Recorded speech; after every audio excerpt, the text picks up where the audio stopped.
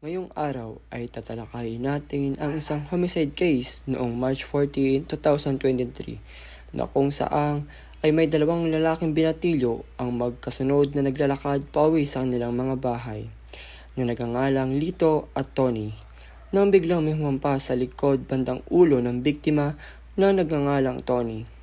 Ayon sa witness, sa isang tahimik na kalsada bandang 6 a.m., may dalawang lalaking magkasunurang naglalakad papunta sa kanilang mga bahay at batay din sa witness ay nakita niya na lang na nakahandusay na si Tony habang si Lito naman ay nakatingin lamang kay Tony. Batay sa investigasyon na ginawa ng mga pulis, biglang may isang tao sa dilim na sumipa ng pamalo at tinamaan sa batang ulo si Tony. At dahil sa impact ng pagpalo ay agad napasigaw at napahiga sa kalsada si Tony.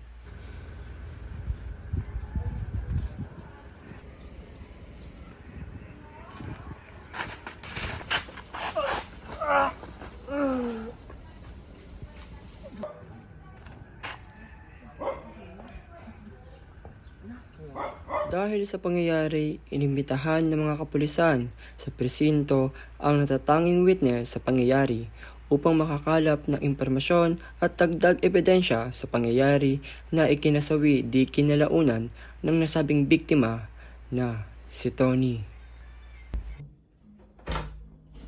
Ikaw ba ang witness ng pangyayari? Yes sir, oo sir.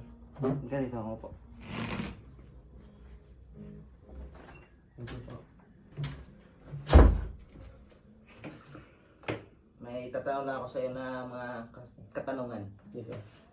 Pangalan at edad? Joshua Castromero sir, 21 na taong gulang sir. Saan ka nung nangyari ang insidente? Papunta po sana ako sa bahay ng kaibigan ko sir. Pero po, paglabas ko po ng gates, may nakita po akong dalawang lalaki. Yung isa po nakandusay, yung isa po is nasarapan po ng biktima sir. So, sino-sino ang mga taong naroon nung pangyayaring iyon? Si Lito tsaka si Tony sir. Ano ang ginawa ng suspect bago siya nawala?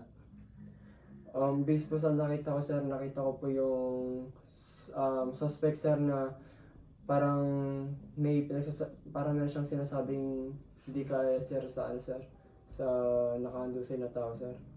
Hindi ko lang po masyadong marinig sir dahil nabigla rin po ako sa mga pangyayari sir.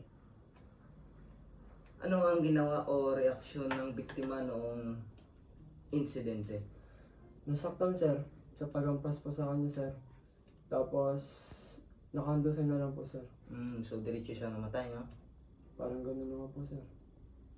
Ano yung dala ng suspect or bagay na ginamit sa pangyayari?